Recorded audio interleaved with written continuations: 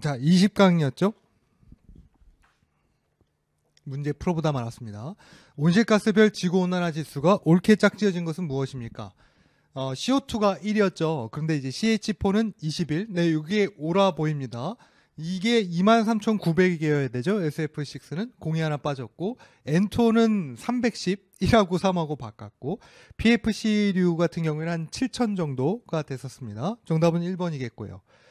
그 다음에 온실 효과 및 지구 온난화에 대한 설명 중에 옳은 것만 찾는 겁니다. 온실 효과에 대한 기여도는 N2O는 앞에 한 310, 그 다음에 CFC류가 한 7,000 정도 됐으니까 상호 반대가 돼야 되겠고, 지구 온난화 지수는 SF6가 가장 큰 거였죠. HFCS에 비해서 좀 큰 편이었습니다. 정답은 2번이겠고, 대기의 온실 효과는 실제 온실에서의 보온 작용과 같은 원리이다 이렇게 되어 있습니다. 뭐 두 가지 측면에서 좀 다르다고 보겠는데, 일단 실제 온실 효과라는 건 이제 그 비닐하우스 좀 생각해 보세요. 그러면 이제 그 안에 이제 어느 정도 일정한 온도를 받은 상태에서 외기를 차단하고 받는 열만 가지고 온도를 좀 뜨겁게 유지하는 거지 않겠습니까? 그러나 이제 대기에서의 온실 효과는 외부와의 차단을 고려하지 않고 들어오는 입사되는 에너지의 파장과 그 다음에 반사되는 에너지의 파장의 적절한 계속적인 균형을 유지하고 있다. 그래서 들어오는 파장력이 지속적이 게 되느냐, 지속성의 문제와 그 다음에 외부와의 차단이 좀 일어나느냐 안 일어나느냐에 따라서 좀 달라질 수 있기 때문에 아예 같다고 보기는 좀 힘들다 이런 얘기가 되는 거죠. 북반구에서 계절별 CO2의 농도의 경향은 봄, 여름이 가을, 겨울초보다 낮은 편이 되겠죠. 네, 정답은 그래서 2번이었나요? 네, 2번이 되겠습니다. CO2에 대한 다음 설명 중에 틀린 것은 어느 것인가? 현재 대기 중 CO2의 농도 증가는 주로 인위적인 방출에 의한 것이 대부분입니다. 대기 중의 CO2 농도는 여름에 감소하고요. 그 다음에 겨울에 증가하며 북반구에서 CO2 농도가 높다. 이것도 괜찮고요. 대기로 배출되는 50% 이상은 해수에 흡수되고 그 과정과 흡수 능력은 널리 알려져 있다 이렇게 돼 있는데 약 한 30% 정도 해수에 흡수가 되고요. 그 과정과 흡수 능력은 아직까지 그렇게 많이 규명되어 있지 않습니다. 따라서 정답은 3번이고 지금 원래 이제 4번 같은 거 보시면 2에서 4년이라고 돼 있죠. 대기 중에 CO2는 2에서 4년으로 알려져 있다 그랬는데 한 5에서 200년이라고 보시는 게 좋아요. 네. 그럼 이때는 지금 2에서 4년이었다는 것이 이게 문제가 한 1998, 9년 이때쯤 이제 만들어진 문제인데 그 당시에는 이제 2에서 4년 정도로 알려져 있던 거고 지금은 이제 한 5에서 200년으로 규명되어 있다 이렇게 보시면 되겠습니다. 그 당시에는 문제가 되지 않았다는 얘기가 되죠. 따라서 정답은 3번이라고 보시면 되겠습니다. 그 다음 온실가스와 가장 거리가 먼 것 이건 이제 안 해도 되죠. NO2 여기에 이제 해당하지 않습니다. 열섬 현상에 대한 설명으로서 가장 거리가 먼 것은 무엇입니까? 태양의 복사열에 의해서 도시에 축적된 열이 주변 지역에 비해 크기 때문에 형성되는 거였고요. 더스트덤 이펙트라고도 하면서 직경 10km 이상의 도시에서 잘 나타나는 현상이었습니다. 도시 지역 표면의 열적 성질의 차이 및 지표면에서의 증발 잡력의 차이 등으로 발생되는 거였고 대도시에서 발생하는 기후 현상으로 주변보다 비가 적게 온다 잘못되어 있죠. 비가 많이 오기 때문에 건조해져 이 말도 잘못되어 있습니다. 코 기관지 염증의 원인이 된다. 이 얘기까지는 맞습니다만 건조하다거나 비가 적게 오는 것이 아니라 비가 더 잦게 오는 거였죠. 정답 4번이 되겠습니다. 스테판 볼츠만의 법칙에 의하면 표면 온도가 2000K인 흑체에서 복사되는 에너지는 표면 온도가 1000K인 흑체에서 복사되는 에너지의 몇 배입니까? 물어보고 있습니다. 항상 몇 배 이렇게 물어본다는 것은 기존 대비 나중으로 하자고 했어요. 그럼 지금 기존은 얼마?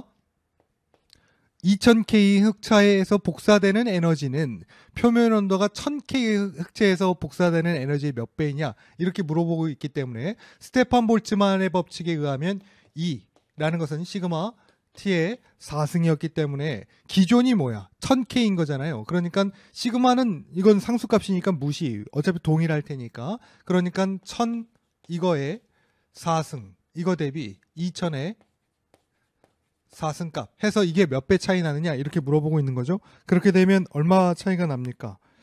16배 정도 차이 나나요? 정답은 4번이 되겠습니다. 15번입니다. 지표에 도달하는 일사량의 변화에 영향을 주는 요소와 거리가 먼 것은 무엇입니까? 대기층의 어떤 두께, 네, 이거에 의해서도 혹은 이제 계절적인 측면, 태양이 입사의 각 이런 것들은 다 상관이 있겠습니다만 지표에 이미 도달했잖아요. 도달하는 일사량의 변화에는 지표면의 어떤 상태와는 연관성이 없겠죠. 이미 도달한 상태인 거니까요. 정답은 그러면 3번이 되겠습니다. 네.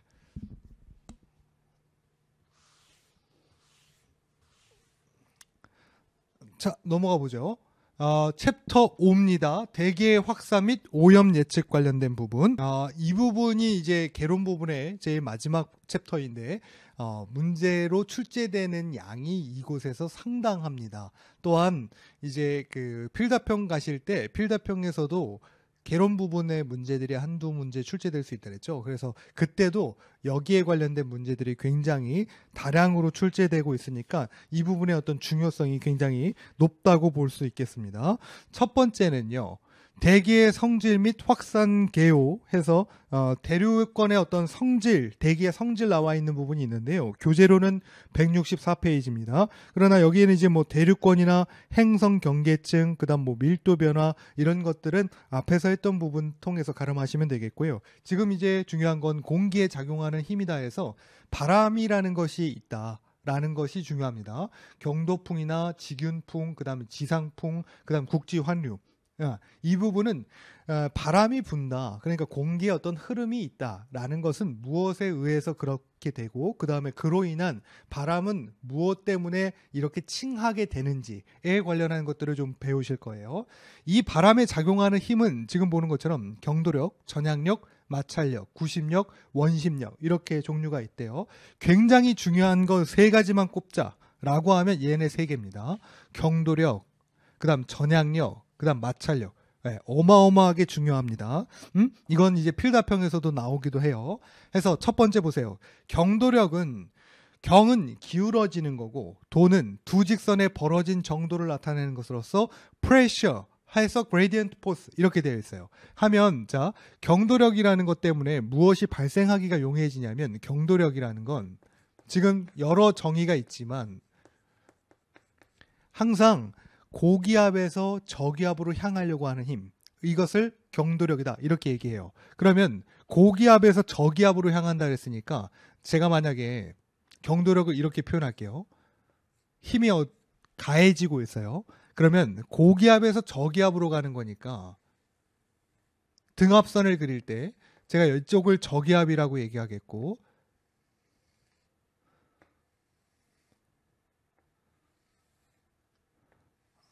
자, 이렇게 얘기했어요. 여긴 고기압입니다. 그럼 이제 이해를 도모하기 위해서 이렇게 그린 거예요. 고기압에서 저기압으로 향하는 힘을 경도력이라고 얘기했고 경도력 때문에 우측 직각 방향으로 무엇이 불기 시작하냐면 바람이라는 것이 불어요.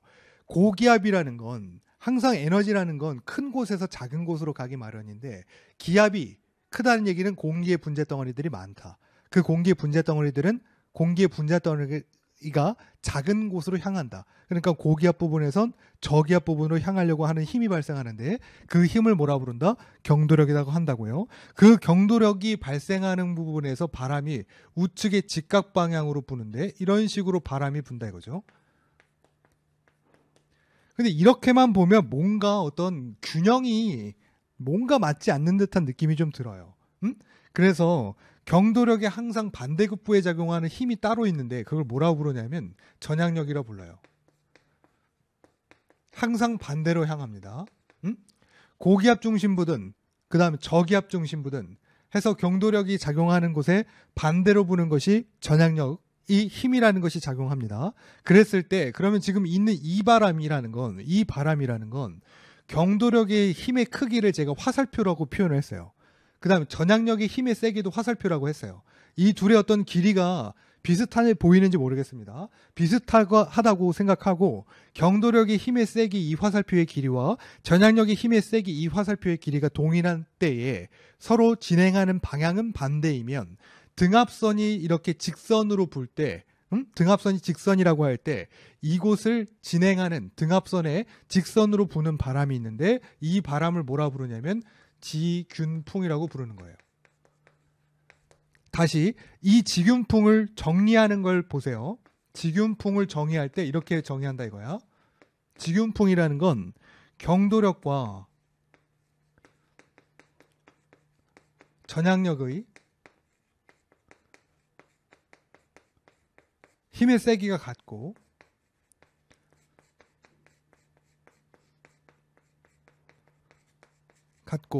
진행 방향이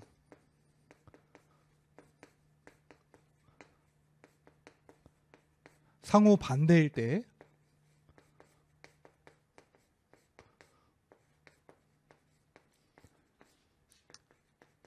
등압선이 직선인 형태에서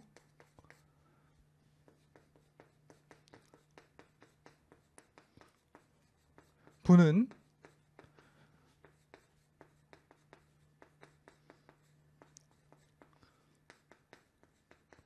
종류이다. 이렇게 정의하면 알맞게 정의하시는 겁니다. 다시 경도력과 전향력의 힘의 세기는 같아요. 근데 진행하는 방향이 서로 반대예요. 그 상태에서 등압선이 직선일 때 부는 바람이 있는데 그것을 뭐라고 부른다? 지균풍이라고 부르는 거예요. 균일하게 부르는 거야. 그러면 자, 여기에 중요한 포인트는 만약에 내가 이거를 필답형에서 작성을 해야 된다. 지균풍이 뭐예요? 이렇게 물어봤을 때 여러분들이 서술을 해야 된다. 그러면 여기에 답이 되는 포인트는 여기 있습니다. 경도력하고 전향력의 힘의 세기가 같다는 얘기랑 진행 방향이 상호 반대라는 얘기랑 그 다음에 고공풍의 한 종류다. 이 얘기가 중요해.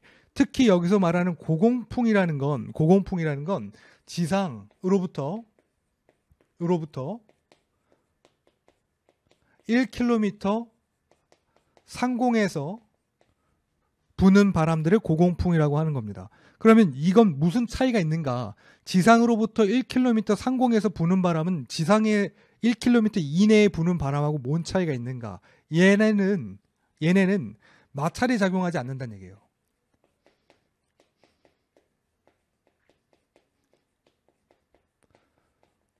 마찰이 작용하지 않는다? 그 얘기는 결국은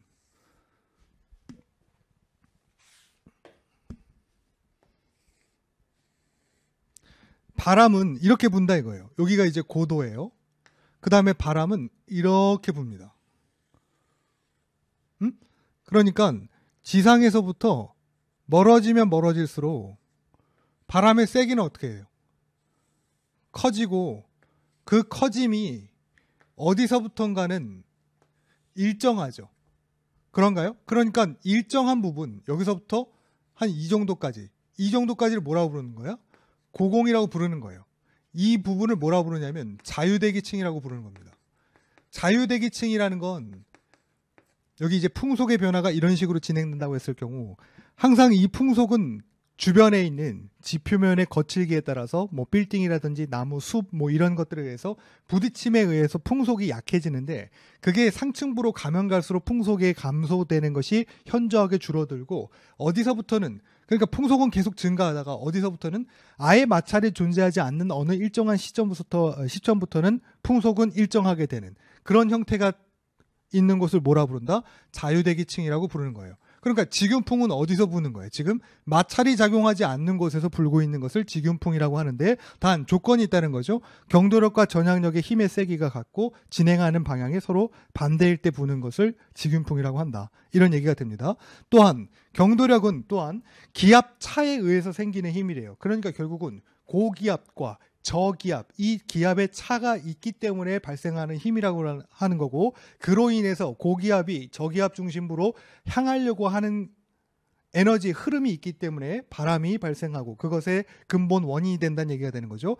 고기압에서 중심부에서 외부로 가면 갈수록 기압은 떨어지고 그 기압의 차가 생기는데 그것을 경도력이다 이런 얘기가 라고 한다는 얘기입니다.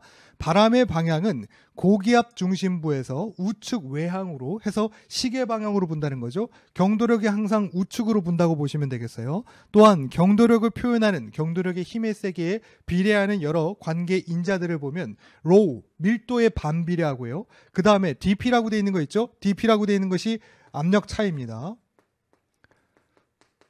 압력 차가 크면 클수록 경도력은 세지는 거예요. 그 다음에 델타 N이라고 되어 있는 거 있죠? 이건 이제 등압선의 간격입니다. 등압선의 간격이 조밀조밀할수록, 얘는 이제 반비례하는 거니까 얘 값이 낮을수록 경도력은 세지는 거잖아요. 그러니까 등압선의 간격이 조밀조밀해질수록 뭐 하는 거다? 경도력은 세지는 것이다. 이렇게 보면 된다는 거죠. 그럼 지금 이게는 뭐 하는 거예요? 등압선이 직선일 때, 곧을 때 이렇게 분다는 거고, 만약에 등압선을 대체로 곡선이거든요. 등압선은 곡선으로 불게 되면 고기압 중심부에서 이렇게 표현할 수 있다는 거죠. 이런 식으로. 이런 거 본 적 있지 않나요?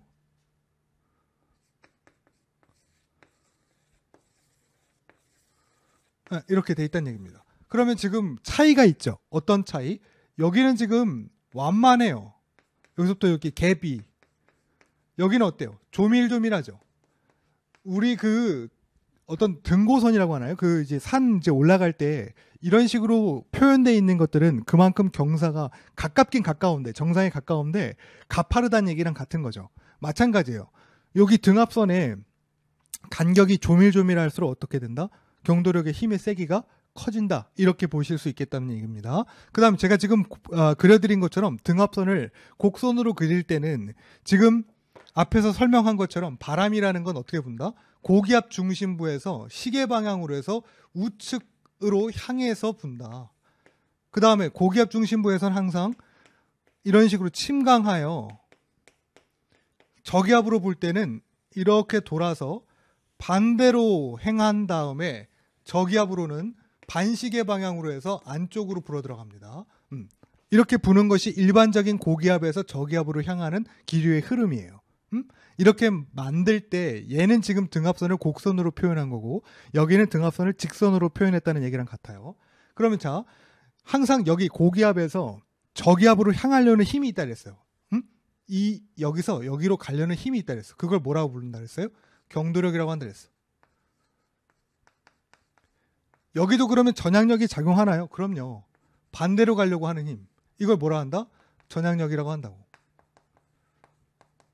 대신에 지금 등압선을 곡선으로 그렸기 때문에 여기에서는 무엇도 같이 작용을 하냐면 원 중심에서 바깥으로 나가려고 하는 힘. 그걸 뭐라 불러요? 원심력이라고 하는 거예요. 네. 이 원심력이 작용하기 때문에 바람은 일정하게 직선으로 향하지 않고 이런 식으로 곡선을 그리면서 이 등압선을 가로지르면서 바람이 불게 되는데 이때 부는 바람을 뭐라 부르는 거냐면 경도풍이라고 부르는 거예요. 네. 그럼 경도풍은 어떻게 부는 거야? 등압선이 곡선일 때 원심력이 작용하게 되면 원심력에 따라서 바람이 등압선을 가로지르게 되는데 곡선을 따라 가로지르게 되는데 그것을 경도풍이라고 부르는 거고 마찬가지로 이 경도풍 또한 마찬가지로 뭐의 한 종류라고 보면 되냐면 고공풍의 한 종류라고 보는 거예요. 그러니까 얘도 마찬가지 뭐가 작용하지 않는다? 마찰력이라는 것이 작용하지 않는다. 그러면 두 가지 여기 경도풍이라는 것과 직윤풍이라는 이 두 가지는 전부 다 마찰이 작용하지 않는 곳에서 부는 바람이다. 이렇게 보시면 된다는 얘기죠. 그럼 하나만 더. 그럼 지상풍은 뭔데?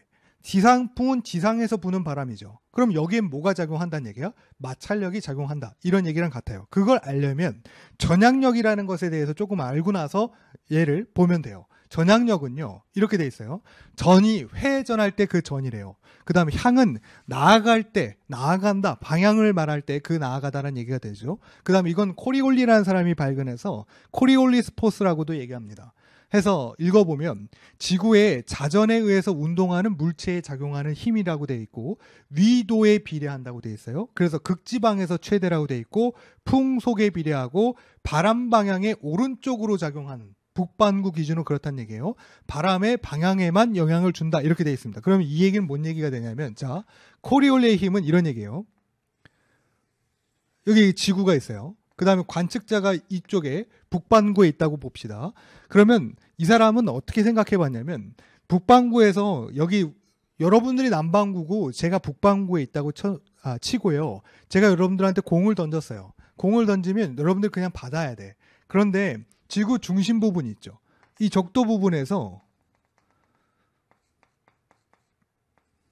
물체가 이렇게 온전히 여러분들이 있는 곳에 바로 가지 않고 이렇게 가더래요. 네. 그럼 이건 뭐 때문에 이런 방향의 꺾임이 있을까? 여기에 작용하는 힘이 존재하는데 이걸 뭐라고 부르는 거야? 전향력이라고 한다 이거예요. 전향력은 그러면 뭘 해주고 있을까 지금? 전향력은 물체의 진행 방향을 바꿔요.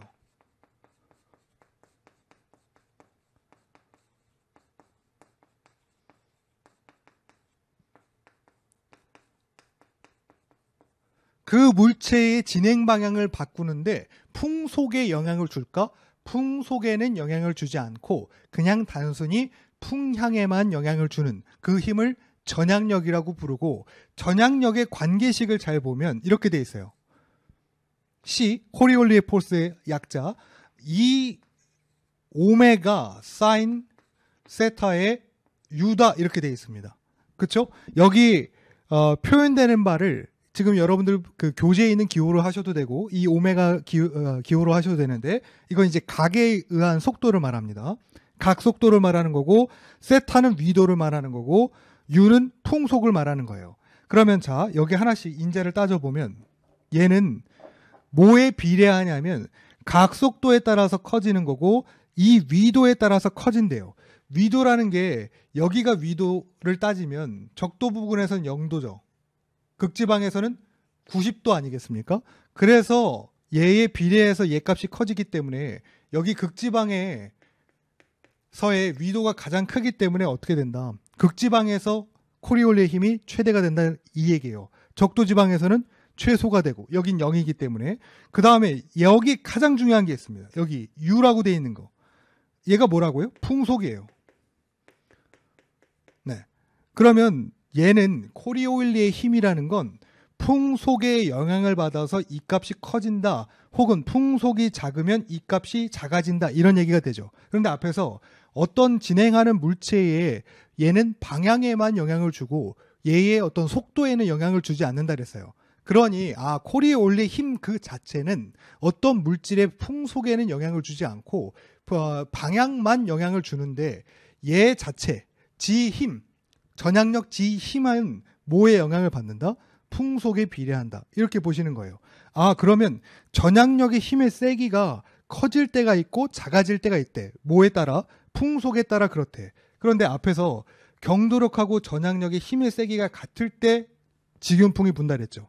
그러면 이 전향력의 힘의 세기가 달라지면 얘는 달라질까?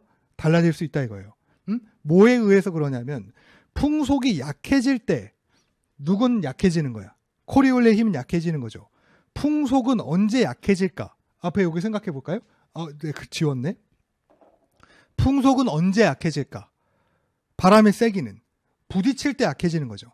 바람의 방향도 바뀌고 그다음 바람의 세기도 바뀌잖아요. 뭐 할 때 왜 그런다고요? 부딪힐 때 그러는 거예요.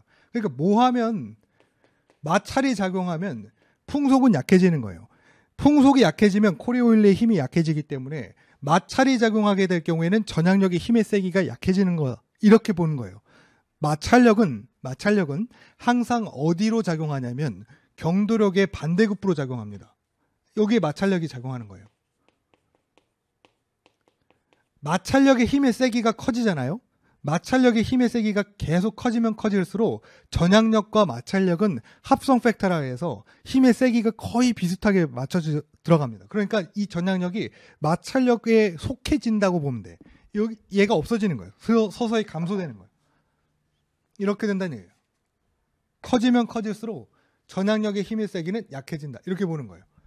그러면서 여기에 둘이 합력을 합니다. 마찰력이 작용하면서. 그러면 뭐가 생기기 시작하냐면 경도력하고 전향력의 힘의 세기의 균형이 어긋났죠. 뭔가가 잘못됐지. 전향력의 힘의 세기 약해지면서 누가 상대적으로 우세해지는 거예요? 상대적으로 경도력이 우세해지는 거예요.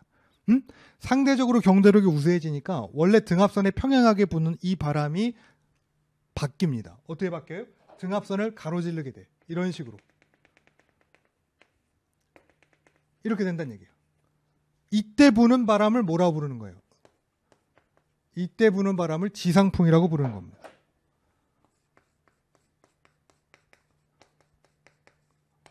이해가 될까요? 다시. 코리올리의 힘은 방향에만, 물체의 방향에만 영향을 주고 그 다음에 속도에는 영향을 주지 않는다.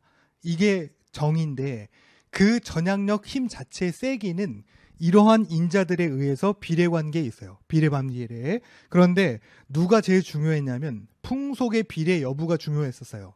풍속이 크면 전향력의 힘의 세기는 커지고 풍속이 작으면 전향력의 세기가 약해진대요. 전향력의 힘의 세기가 약해진다는 얘기는 풍속이 그만큼 얘가 약해졌다는 얘기랑 같고 풍속이 약해졌다는 얘기는 그만큼 마찰이 작용하는 곳에서 바람이 불었다 이런 얘기랑 같아요. 그럼 마찰력이 커지면 커질수록 풍속은 떨어지게 될 테니까 마찰력이 크게 작용하면 전향력의 힘의 세기가 약해지게 되면서 합성 팩터가 생기면서 경도력의 힘의 세기가 상대적으로 우세해진다 이렇게 보는 거죠.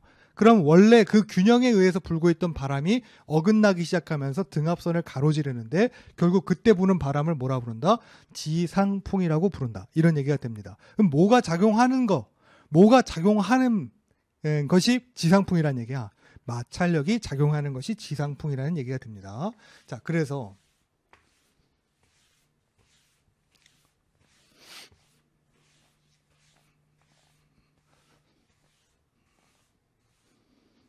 정리하자면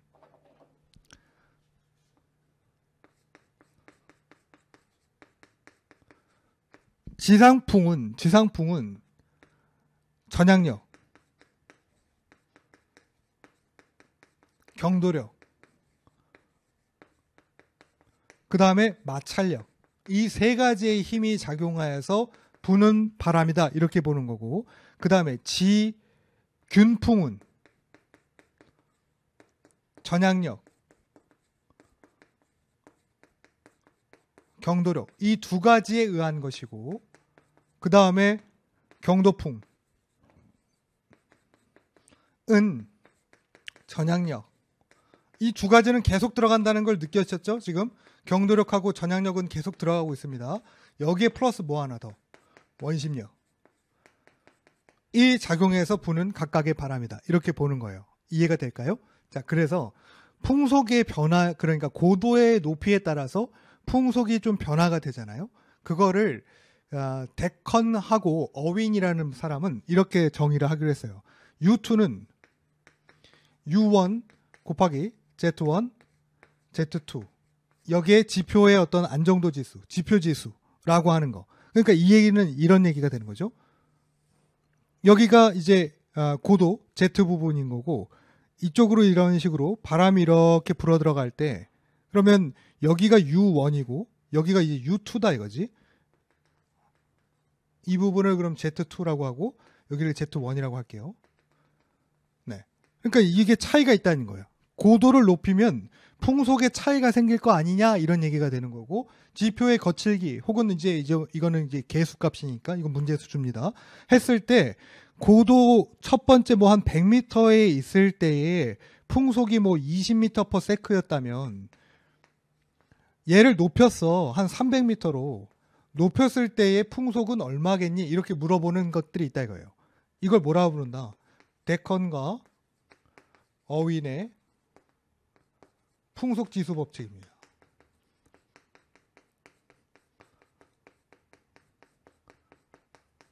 네, 가끔 문제에 나와요. 네, 이거는 이제 쓰임이 있습니다.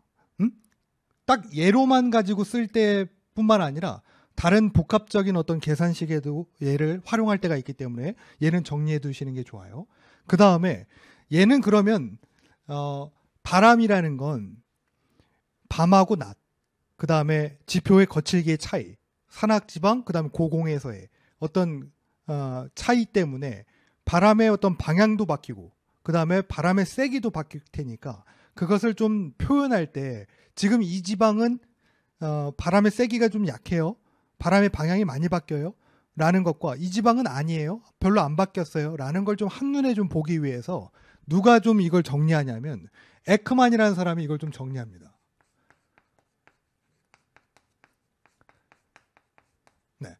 에크만 나선이라는 걸 가지고 이 사람이 좀 정리를 하는데 어떻게 정리를 하는 거냐면 자, 이렇게 그려볼게요.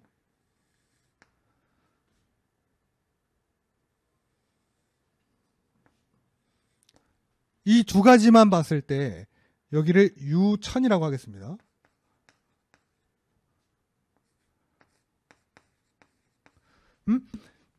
이 밑에 있는 거 있죠? 이 밑에 있는 수평의 직선이 1000m에서 1km 상공부터는 마찰이 작용하지 않는 자유대기층이라면서요.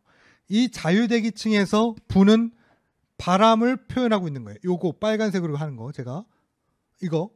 그러면 자, 이 직선의 어떤 고듬이 그대로 쭉 간다는 얘기는 방향의 변화가 없다는 얘기예요.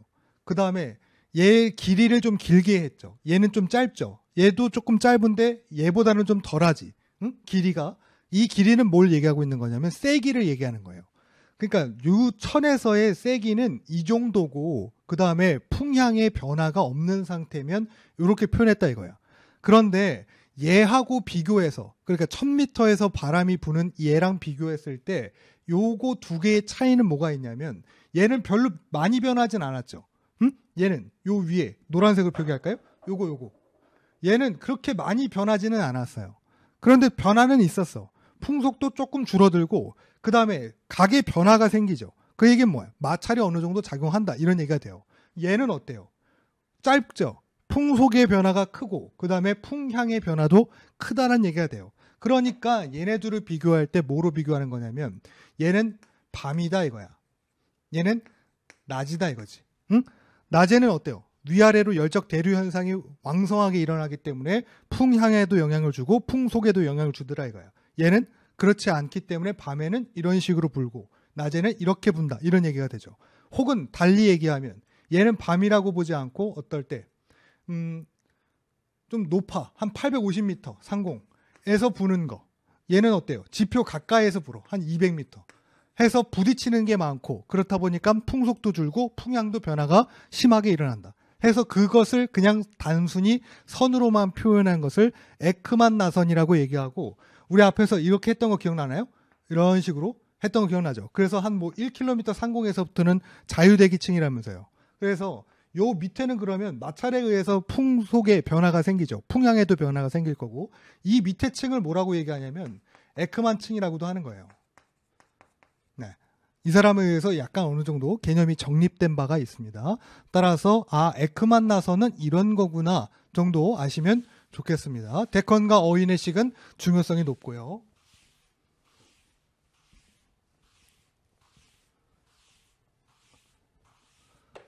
해서 전향력은 이렇게 되어 있고 원심력은요. 지구 자전을 고려한 가상적인 힘이고 원심력은 구심력과 크기는 같습니다만 방향은 반대로 작용하고 원심력의 크기는 저런 식으로 정리가 됩니다. 중요성은 낮습니다. 마찰력이 있는데요. 마찰력은 저항력이라고도 얘기하고 프릭셔널 포스라고도 얘기합니다. 풍속과 풍향에 영향을 미치고요. 마찰력이 0인 상태, 마찰력이 존재하지 않는 상태가 있는데 그것을 자유대기층이라고 하고 마찰력이 작용하는 지표의 부분을 마찰층이라고 하면서 그것을 에크만층이다 이렇게 얘기하고 있다 그랬죠. 통상 경도력의 반대 방향으로 작용하고요. 지상풍은요. 지면에 마찰력을 받는 모든 종류의 바람을 말하고 거칠기에 비례한다 그랬어요. 고도에 따라 풍속에 영향을 미치는데 그것을 풍속의 지수법칙으로 해서 지금 보고 있는 것처럼 U는 U제로 Z 5분의 ZP라고 되어 있는 부분이 있죠. 이 부분이 가장 많이 쓰이는 겁니다. 이게 데컨과 어윈의 식 여기 있는 U는 U제로 Z 5분의 Z 2의 E-N이라고 되어 있는 것은 서튼에 의한 방정식이다. 이렇게 보시면 되겠습니다. 지수식이다. 그 다음 직윤풍이요. 마찰력이 작용하지 않는 자유대기층에서 기압 경도력과 전향력이 균형을 이루고 있을 때 부는 바람입니다. 등압선에 평행하게 분다는 게 중요했었고 경도력과 전향력의 크기가 같고 방향은 반대였습니다. 경도력이 큰 바람은 등압선을 가로지르게 된다. 이런 얘기와 경도풍이라는 건 마찰이 작용하지 않는 자유대기에서 등압선이 곡선을 이룰 때 원심력에 의해서 전향력과 합력하여 경도력과 평형을 유지할 때 등압선을 가로지르는 바람이 생기는데 그것을 경도풍이라고 하기로 했고 경도력이 전향력과 원심력의 힘의 세기와 평형을 이룰 때 발생하는 바람이다라고 보시면 되겠습니다. 자, 그 다음에 이제 국지환류 부분인데 국지환류는 굵게 두 가지입니다. 굵게 두 가지라 했어요. 해륙풍하고 산곡풍 이 두 가지가 굵게 두 가지입니다. 해륙풍은 자 여기서 한번 볼까요? 뭐요? 네, 산풍하고 산곡풍만 있구나. 자, 해류풍은 이런 얘기예요. 이렇게 바람이 불어요. 바람이 분대. 이게 이제 바다입니다. 그 다음에 여기가 육지입니다. 이 두 개에서 동일한 태양 에너지를 받아요. 태양 에너지를 둘이 동시에 받아요. 낮에. 그러면 누가 조금 더 빨리 데워질까? 얘는 비열과 비용량 차가 얘가 크죠. 얘가 높단 말이지. 이게 커.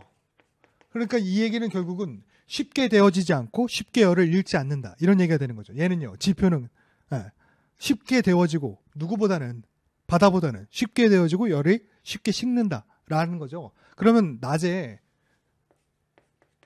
누가 조금 더 쉽게 데워진다는 얘기예요. 지표가 쉽게 데워진다는 얘기는 같아요. 여기가 데워집니다. 여기가 데워지면서 기체 분자는 열이 가해지면 가해질수록 확산력이 좋아지고 그럼 위로 뜬다 그랬죠. 밀도가 가벼워지기 때문에. 그러면 이 위로 전부 다 공기의 분자 흐름이 위로 상승했기 때문에 여기에 뭐가 형성되냐면 고기압이 형성되는 거예요. 그럼 밑에는 계속 위로 빨아 당겨지니까 여기는 이제 저기압이 되는 거죠. 그런가요? 고기압은 항상 어디로 향하려고 한다고요? 저기압으로 향하려고 하는 거예요. 여기 낮에 계속적으로 고기압이 쌓이게 되면 상대적으로 낮은 저기압으로 향하게 될 텐데 얘 입장에서는 누가 조금 낮냐면 이쪽이 상대적으로 저기압인 거예요. 그러니까 어디로 향해요? 이쪽으로 향합니다. 그러면 이쪽은 저기압이었는데 고기압에 그러니까 많은 공기 분자 덩어리들이 이쪽으로 이동했기 때문에 점차 모화돼요. 고기압화 되는 거지. 얘가 점차 고기압화가 됩니다. 그러면 얘도 마찬가지. 상대적으로 저기압인 곳으로 향해서 가게 될 거 아닙니까? 그러면 이때 여기서 고기압이 저기압으로 향할 때 부는 바람이라는 것이 존재한다 했으니까 고기압이 저기압으로 이동할 때 부는 바람을 뭐라 부른다? 해풍이라고 부르는 거예요. 이때 부는 것을 해풍이라고 하는 거예요. 네. 그러니까 내가 만약에 여기 서 있어요. 여기 서 있으면 낮에는 바다에서부터 나한테 막 불어 들어오는 것 같아. 그런데 내가 여기 1km 상공 한 이쯤에 여기 서 있어요. 그럼 바람은 어디서부터 불어 들어오는 것 같아요? 내 머리를 치고 바다로 향하는 것 같이 느껴진다 이거야. 그러니까 지금 뭐 하는 거예요? 국지적으로 이 공간 내에서 순환이 된다 이거죠. 이해가 돼요? 그럼 이 현상은 밤이 되면 어떻게 될까? 반대가 되는 거죠.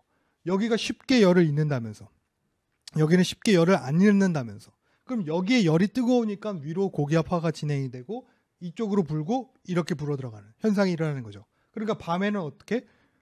육지에서부터 바다로 밀려 들어가는 바람이 분다. 이런 얘기가 됩니다. 이해가 될까요? 자, 그런데 이제 둘의 특징 차이가 있습니다. 낮에 해풍이 분다는 건 굉장히 중요한 포인트였어요.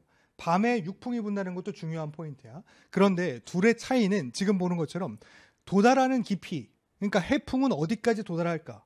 그 다음에 풍속은 얼만큼 갈까? 라는 것이 문제로 내기가 용이해요. 해서 해풍은 8에서부터 15km까지 들어갑니다. 또한 풍속은 4에서 7m/s예요. 일단 하나를 암기하시는 겁니다. 저거 하나 암기하는 거예요. 그 다음 밑에 육풍은 5에서 6. 그 다음에 풍속은 2에서 3. 이 정도입니다. 그러니까 뭐에 비해서 다 낮아요. 해풍에 비해 진입되는 깊이도 낮고 그 다음에 풍속 또한 육풍이 낮다. 이렇게 생각하시는 겁니다. 해풍이 항상 높은 거예요. 그래야지만 헷갈리지 않습니다. 그 다음 낮과 밤의 차이. 낮에 뭐가 불고 밤에 뭐가 부는지 기억하셔야지만 문제 풀기가 용이해집니다. 자, 그러면 해륙풍은 그렇다는 얘기야. 해풍과 육풍을 합쳐서 해륙풍이라고 부르는 거예요. 낮에는 해풍이 불고 밤에는 육풍이 불고 그 다음에 산곡풍이라는 게 있다 그랬죠. 산곡풍 또한 이거랑 같은데 거의 이런 경사면을 그리고 있는 어떤 산맥 어떤 뭐 산악지방 산악지대라고 보시면 어떨까 싶어요. 동일한 태양 에너지를 받습니다. 그럼 누가 먼저 데워지냐면 여기 깊은 주 계곡보다 주 계곡, 여기를 계곡, 경사면, 여기를 정상 이렇게 할게요. 그러면 어디가 먼저 데워지냐면 이 경사면 부분이 먼저 열을 받아요. 그렇죠? 아무래도 여기보다는 여기가 더 먼저 데워질 거 아니에요. 그럼 여기가 데워집니다. 그럼 여기에 앞에서 봤던 것처럼 뭐가 생기기 시작해요? 여기 고기압이 생기기 시작하는 거죠.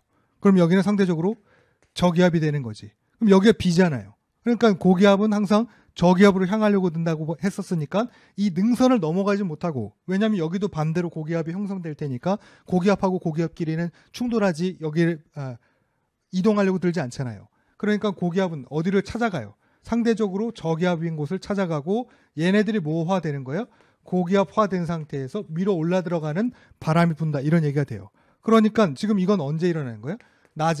낮에는 어떻게? 주 계곡에서부터 계곡 경사면으로 내가 산을 올라가면 내 등 뒤에서부터 바람이 불어 들어오는 것 같이 느껴지더라 이거야. 그걸 뭐라고 부르는 거야? 곡풍이라고 부르는 거예요. 네. 그럼 밤에는요? 반대죠. 여기가 열이 보존된 거니까 이쪽이 열이 상승해서 위에서부터 아래로 불어 들어온다는 거죠. 그러니까 밤에는 어디? 위에서부터 아래로 불어 들어오는 바람이 분다 이거야. 문제에서 내는 포인트는 이겁니다. 낮에는 곡풍인 거니까 주계곡에서부터 계곡, 그 다음에 경사면을 수렴하면서 바람이 불어요. 낮에는. 밤에는 어때? 위에서부터 아래로 불어 들어오는 거예요. 이렇게. 네. 그냥 단순하게 생각하면 밤에 올라갔는데 귀신을 만났어. 밑으로 막 뛰어내려온다라 이거지. 너무 무서우니까. 낮에는 귀신 나타나나요? 잘 안 나타나죠. 밤에 나타난다고 생각하면 위에서부터 아래로 뛰어내려 도망쳤다 이거지. 항상 그래서 밤에는 위에서부터 아래로 바람이 불어 들어오고, 아무래도 위에서부터 아래로 들어오는 바람들은 조금 더 빠른 속도로 찬바람이 불어 들어온다, 이렇게 보실 수 있다는 거죠. 해서 낮에는 곡풍이 불고 밤에는 산풍이 부는 두 가지를 합쳐서 국지환류이고 산곡풍이라고 부른다, 이렇게 보시면 되겠습니다. 해서 낮에는 곡풍, 밤엔 산풍이 불게 되고 뮤지계곡 사건이나 도노라 사건 등과 관련한 연관관계성이 있다, 이 정도 참고하시면 되겠습니다. 그 다음 마지막으로 팬풍과 전원풍은 앞에서 제가 열섬현상 하면서 한번 설명을 드렸기 때문에 여기서는 간단하게 하고요. 팬풍만 설명을 좀 드려볼까 합니다. 팬풍은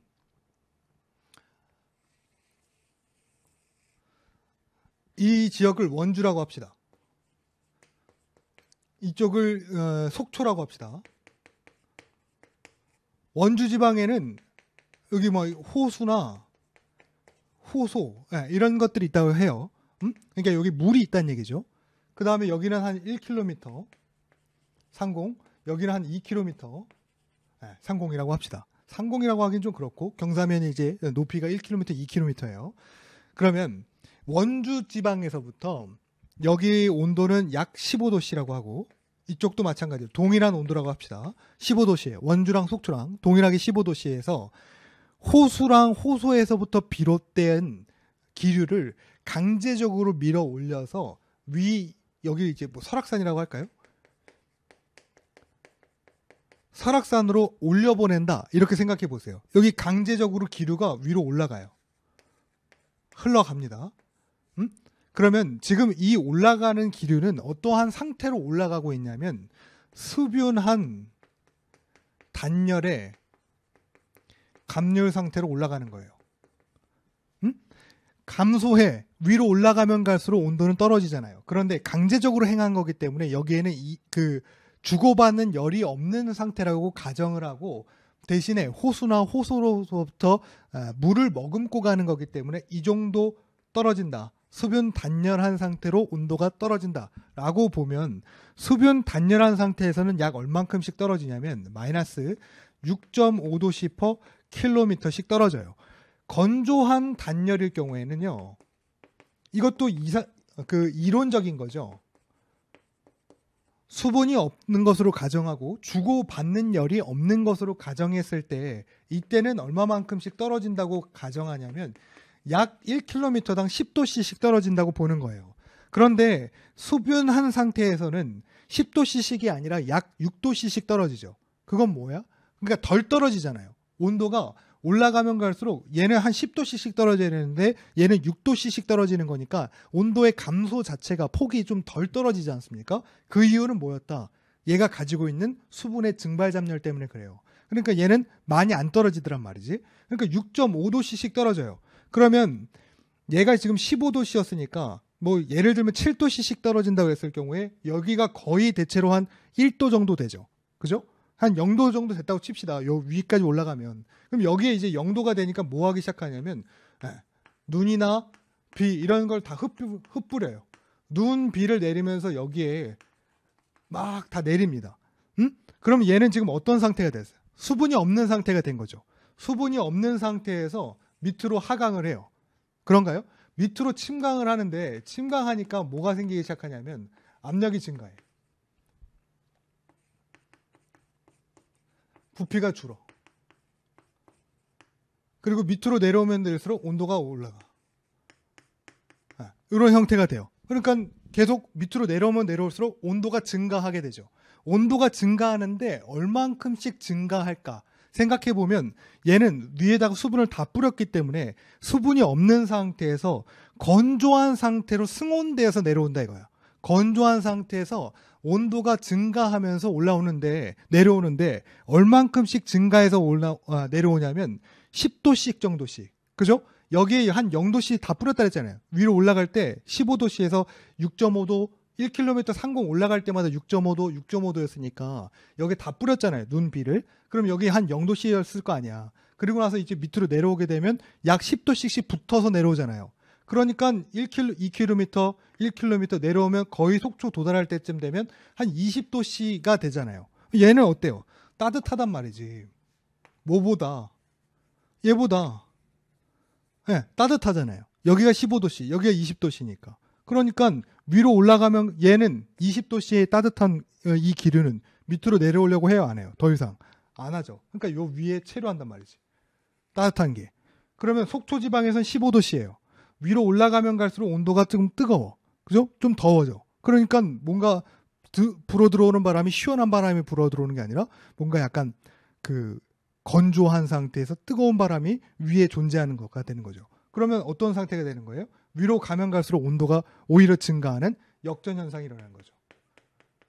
네. 그러니까 이 속초 지방에서는 어떤 고층의 유해 대기오염 물질을 이렇게 배출할 수 있는 시설 같은 것들을 지을 수가 없는 거예요. 항상 이런 식으로 어떤 고온의 기류가 항상 밑에보다 위에 존재할 가능성이 크기 때문에 그렇습니다. 그러니까 나는 좀 위에서부터 들어오는 바람 자체가 좀 시원했으면 좋겠는데 그러지 않은 상태, 고온의 어떤 바람이 불어 들어오는 형태가 되는 것을 팬풍이라고 얘기하는 거고 우리나라 말로는 높새바람이라고 부르는 거죠.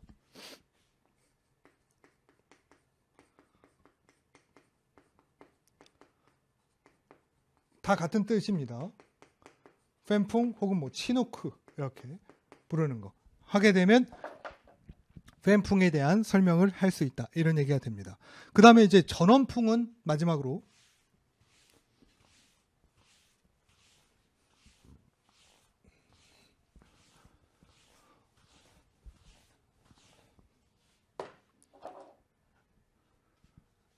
전원풍은 열섬현상 생각하자고 했었어요. 여기 이제 고층에 빌딩이 존재하는 곳에서 여기 이제 뭐 아스팔트 같은 것들이 깔려 있다 그랬었고 열의 축적이 일어난다 그랬죠. 이 공간에 태양 에너지가 있다고 했을 경우 그러면 여기에 열을 받으니까 어떻게 해요? 위로 뜬단 말이지. 막 위로 뜨게 되면 위쪽이 이제 고기압화되고 점차 밑에는 저기압화되잖아요. 그럼 이 기류, 이 공간, 빈 공간, 저기압화되어 있는 이 빈 공간을 채워주기 위해서 시 외곽 지역서부터 바람이 밀려 들어온다 했었는데 그 바람을 뭐라 부른다? 전원풍이다 이렇게 부른다 했었어요. 네, 그래서 전원일기 예전 오래전 드라마죠. 전원일기처럼 시골 지역에서부터 불어 들어오는 바람을 전원풍이다 이렇게 얘기한다 했어요. 들어오는 바람 자체가 외곽에서 불어 들어오다 보니까 여기에는 약간 그 차가운 바람이 들어오게 되죠. 근데 이 위에 상승돼 있는 바람들은 기류는 어때요? 여기서부터 열에 의해서 확산된 뜨거운 공기 기류니까 밑에가 차갑고 위에가 뜨거운 형태가 되어서 위아래 기온의 역전 현상이 잦게 일어나는 것이 열섬 현상의 원인이다. 해서 주로 낮보다는 밤에 좀 잘 일어난다. 이런 얘기를 했었습니다. 해서 이번 시간에는 바람에 관련한 것들, 그래서 경도풍, 직윤풍, 지상풍, 그 다음 국지환류에 관련한 것들을 했습니다. 중요성이 굉장히 높다고 했었습니다. 해서 교재에 있는 내용 어디까지 한 거냐면